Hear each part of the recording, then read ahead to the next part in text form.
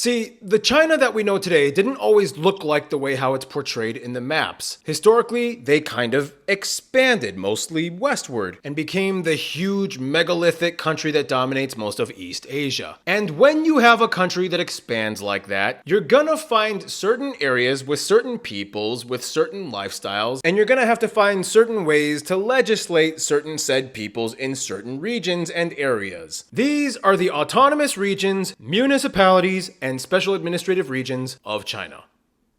Let's have a Geogra talk.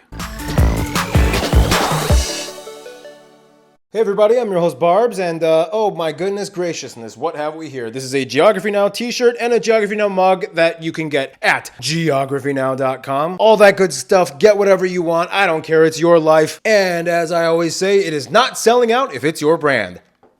So last time we talked about the provinces of China, and one little side note I forgot to mention, to this day the PRC, or the People's Republic of China, they consider the island of Taiwan as the 23rd province of their country. However, if you talk to the people of Taiwan, they beg to differ. They say, no, we are a separate entity, we are our own country, we are not part of the PRC. I'm not here to get into that, okay? Chinese or Taiwanese, you chime in on the comments. It's your deal. Anyway, so aside from the provinces of China, China also divides themselves into other separate administrative units. They have 5 autonomous regions. These regions are usually areas that pertain to a certain ethnic group, and they have the legal power to make self-governing regulations protecting their culture, language, and institutions pertaining to their ethnic group. Then we have the municipalities. These are basically, I don't want to say the most important, but let's be honest, they're kind of like the most important cities in China. They are the capital Beijing, its sidekick Tianjin, Shanghai, and Chongqing. And then you have the 2 special administrative regions. They are Hong Kong and Macau. These 2 cities, well, Hong Kong is kind of like a city plus a little bit of extra land, but they can't really build on the extra land. That's another topic. We'll get into that later. Anyway, they were both respectively colonized at one point by the British and the Portuguese until they were ceded back to the mainland back in 1997 and 1999. Yeah, it's weird. And then you get into the leadership and how they kind of go back and forth with Beijing, and then things get complicated. But one country, 2 systems. So let's just start off by going through all of these 11 entities, starting with the first one, the Xinjiang Uyghur Autonomous Region. Capital, Urumqi. It's the western frontier. That's literally what Xinjiang translates to.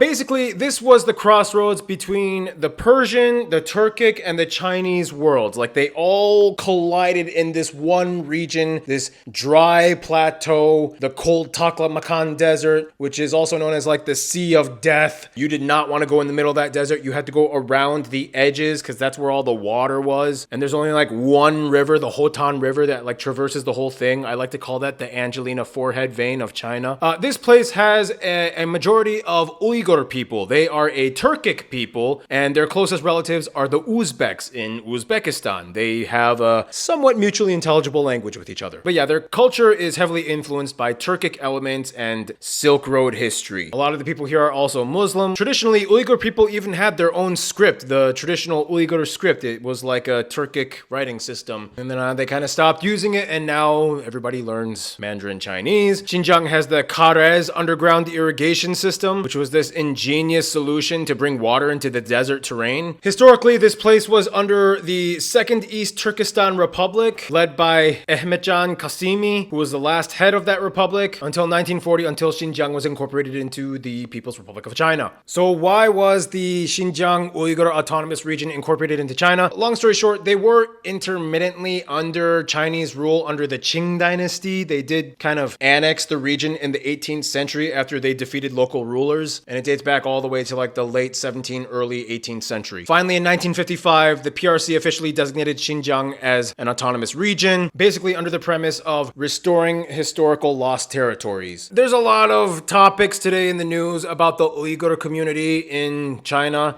I'll let you talk about it if you want. If you're Uyghur or if you're Chinese or whatever, you guys put it in the comments, okay? I'm just here to relay the facts, the very simple, basic, fundamental facts, okay? Places you can check out: Kashgar Old Town and the Sunday Bazaar, the Turpan area, including the Flaming Mountains and the Grape Valleys. Urumqi has a grand bazaar. Food-wise, you can expect a lot of lamb kebabs, pilaf, hand-pulled noodles like lagman, dapanji. And yeah, basically, it's the Uyghur Turkic region, the cousins of the Uzbeks. That's Xinjiang Uyghur Autonomous Region. region. Next one, the Tibet Autonomous Region, capital Lhasa. You've heard of this one, the roof of the world, you know, Tibetan Buddhism, all those monasteries and palaces, you know, the architecture, all that stuff. You've heard of this one. The Tibetan language, they even have their own writing system, and Tibetan calligraphy is considered like very complex. The capital is considered the spiritual center. It is also the least populous administrative unit in all of China. They only have like 3.6 million people throughout the entire huge, vast amount of area. King Songtsen Gampo is considered the father of Tibet. He unified all the Tibetan peoples, and he introduced Buddhism and built the Chongqing temple and the palace in Lhasa. So the reason why Tibet is affiliated with China, it's a complicated story, but they do kind of have loose periods of affiliation with China that go back to like the Tang dynasty and also the Yuan dynasty. After the Qing dynasty fell, they declared independence, but like they weren't heavily recognized internationally. And then in 1951, the 17-point agreement was signed between representatives of Tibet and the PRC, which formalized their incorporation into China. So that's kind of like at least what on paper it said. You make of it whatever you want. And for centuries, every Dalai Lama has been centered around Tibet, mostly in Lhasa, until the 14th Dalai Lama, the current one, who was exiled in 1959. He went to India. The Chinese government accused him of being a separatist. That's a whole other story. Places you might want to check out include things like Mount Kailash, which is a sacred mountain and revered by Hindus, Buddhists, and Jains, Potala Palace, Chongqing Temple, Barhor Street, Yarlung Valley, and of course, they have Mount Everest right on the border with Nepal. For foods, you're gonna find a lot of yak products, yak meat, yak butter. They even have yak butter tea. And yeah, Tibetan culture, Tibetan people, Buddhism. Yeah, Tibet. You know this place. Next one, Inner Mongolia, capital Hohhot. And this was actually China's very first autonomous region. And yeah, it was established in 1947. As the name implies, this is the Mongol region of China. Like, there's a lot of Mongolian people here, which oddly enough, even though they only make up 20% of the population, that's still like 4 million people. So that means the Mongolian people in Inner Mongolia still outnumber the population of actual Mongolia by like 500,000. There's more Mongols in China than actual Mongolia. Anyway, obviously there's a lot of Mongol culture here. The people here do speak a distinct dialect. In Mongolia, they speak Khalkha, but here they speak Chachar. A lot of times they even write in the traditional Mongol script, which is written vertically, and it looks really cool. It looks like hanging trees. A lot of monuments and statues honoring Genghis Khan and Kublai Khan. So why was Inner Mongolia made a part of China? Long story short, after the fall of the Yuan dynasty, a lot of the Mongol tribes in this area still had a lot of political influence, and the Qing dynasty even appointed Mongol leaders within this region under their sovereignty. So it was like there was always a close tie between the Mongol tribes in this area and the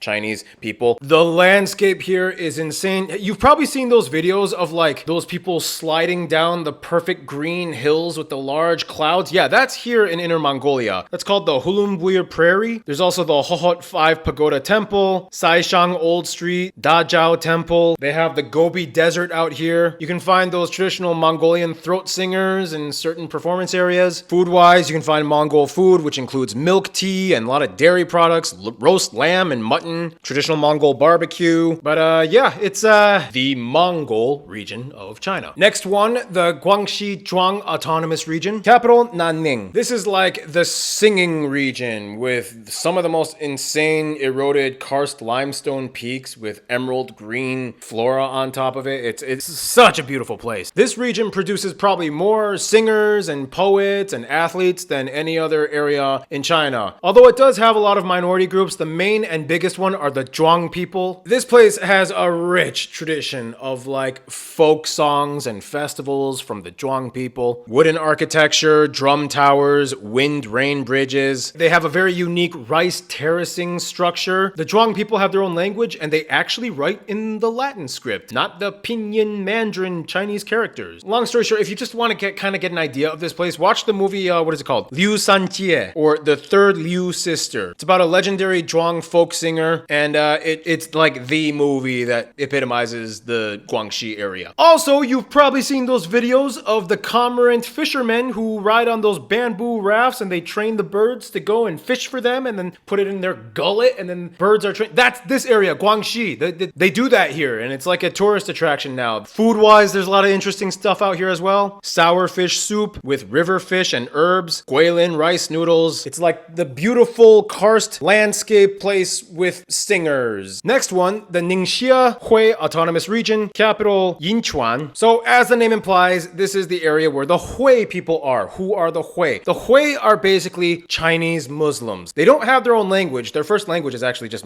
Mandarin Chinese. Some of them may have some genetic admixture with Arab and Persians because they came through the Silk Road trade routes and then they introduced Islam, which is how they got Islam here. They do speak Mandarin, but they might have adopted some Arabic and Persian words. Like for example, instead of saying ni hao, a lot of them say silan, which is kind of like the China-fied way of saying salam, in Arabic. Mainly during the Tang Dynasty times, Silk Road trade routes brought in a lot of Arabs and Persians and they intermixed with the local Chinese people. And then basically that's how the Hui people were created. Historically though, the Hui people, they did have the, what's it called? Xiao Jing script, which was basically just a way to write Chinese words into Arabic. Basically, this was also the home to the Western Xia state. They actually had their own distinct script writing system called Tangut. Places you can check out in this area include all the historic sites relating to the Western Xia dynasty, the Great Wall sections at its border with Inner Mongolia, and interestingly enough, Ningxia has a large wine industry. I'm not gonna get into the whole theological conversation of what it is to drink wine and haram or not. I don't know, but they have a huge wine industry out here in Ningxia. Wine in a Muslim area of China.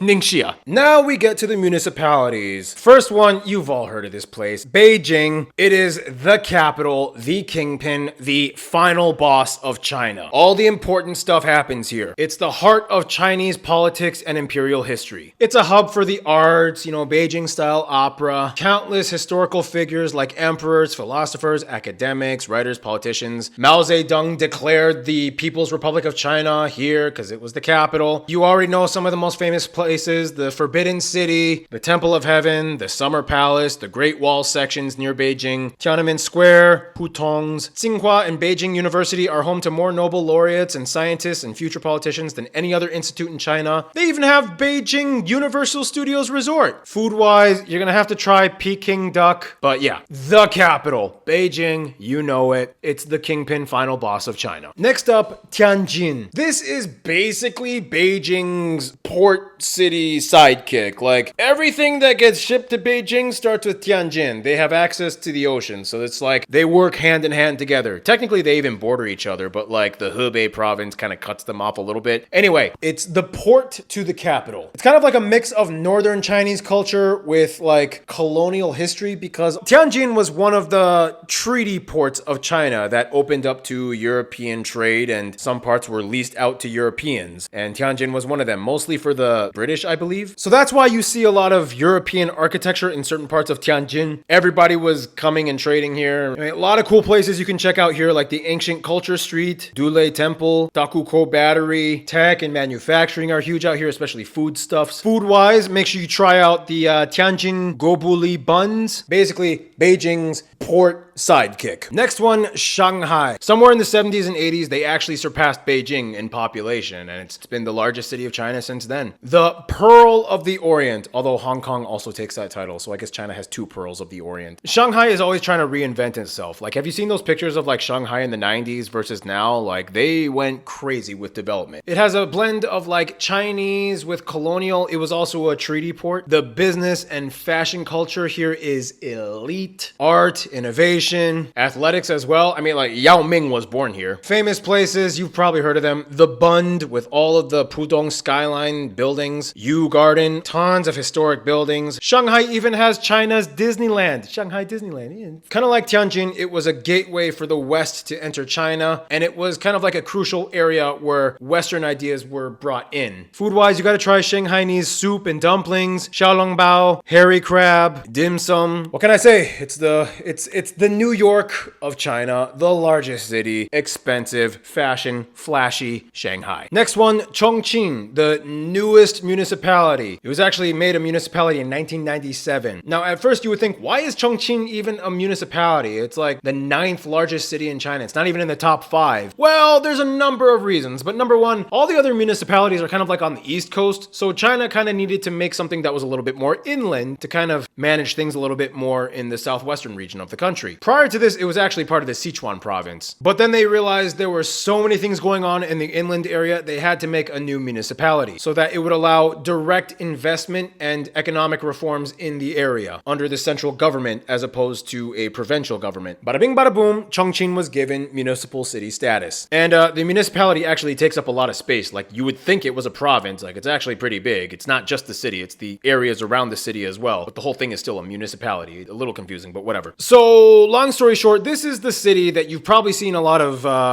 social media influencers and YouTubers going to and making videos about. It's the city that's like on multiple levels and you can never find the ground and the whole thing is a freaking maze and, the trains go through the other buildings and it's like a weird cyberpunk city that has a lot of crazy cool new things going on. Everybody's checking out this place right now. Fun fact, Chiang Kai-shek was actually born here, and that's a whole other story that involves the Civil War and then Taiwan and blah, blah, blah. Probably the most famous person born here. Places you might want to check out are the beginning of the Three Gorges area, the Dazu rock carvings, Ciqiku Old Town, Hongya Cave, and it's China's new urban project. And now we reach the special administrative regions, Hong Kong and Macau. These two areas have their own legislative systems apart from the centralized Beijing government. At the end of the day, they still have to report to Beijing, and Beijing is still in control of certain measures like diplomacy and defense. But otherwise, they kind of operate like their own little mini countries. They even have their own passports and currency and postage and all that other stuff. Anyway, let's just jump into it. First one, Hong Kong. You know this one. Everybody knows Hong Kong. It's the vertical city. Because of the limited space, everybody has to build up. It used to be a British colony, so of course you're going to see a lot of British influence here. A lot of the people here actually do speak English, and they teach it in schools. Very multilingual, very international place. But at the very core, just like Guangdong up north, the people here are culturally Cantonese. And it's funny because the people here, they actually call the Cantonese language Chinese. Like, they think Cantonese is the actual Chinese language, and they call Mandarin Putonghua. It's the Hollywood of East Asia. You know all the big stars. Bruce Lee, Jackie Chan, Maggie Cheung. The tram system in Hong Kong is one of the oldest in the world, and they use double-decker trams. And because of the ties to former British colonialism, a lot of people here actually have English names, and they also have like their Chinese names, but they also adopt English names as well. Hence Bruce Lee, Jack E. Chan, it's not uncommon to find that here. You all know the places, Victoria Harbor and Skyline, Temple Street Night Market, the Big Buddha, Monmo temples, and so on. It's a huge finance and banking hub, trading hub, shipping ports. Real estate is insane here. Everything is super expensive. You come here, you gotta try the roast goose, wonton noodles, cha chan teng style food, baked rice. Very international city. And Hong Kong, you know about it. And finally, we reach Macau. Basically, take Hong Kong, take out all the British influence, and replace it with Portuguese, and then make half of everything a casino. And that's basically Macau, okay? So, in China, gambling is illegal, but Chinese people, they always kind of figure out a way. But the only place that is actually legal to have casino gambling is Macau. So it's kind of designated as the Vegas of Asia. Long story short, so Macau was basically the longest European colonial presence in China. It used to be a Portuguese colony, and that plays a role in the culture of Macau. You have Macanese culture. You'll see a lot of old colonial churches like the ruins of St. Paul's Cathedral, Senado Square. A lot of the street signs and businesses even have Portuguese words on them. You got famous places like the Cotai Strip with all the casinos. You have the Casino Lisboa, the most famous one probably in all of Macau. It's that crazy looking building that looks like a lotus flower. Macanese food is very interesting. It fuses Chinese with Portuguese. Minchi, tacho, Portuguese egg tart. UNESCO even designated Macanese cuisine as an intangible cultural heritage. Oh, and the interesting thing is they drive on the left side of the road road, so when they drive back into the mainland, they have to like switch the lanes when they go through the customs. And they have like a customs. It's weird, man. It's a casino Hong Kong with Portuguese flavor. So there you go. Those were all the autonomous regions, the municipalities, and the special administrative regions of China. Basically everything that's not a province, okay? So thus concludes all of the administrative divisions of China. What country should I do next, by the way? I don't know. What country? Feel free to let me know. Hope you enjoyed this video. Hope you like this channel if you do, and if you haven't subscribed yet, feel free to subscribe. Until then, hope you have a good one. Stay cool, stay tuned. Cheers.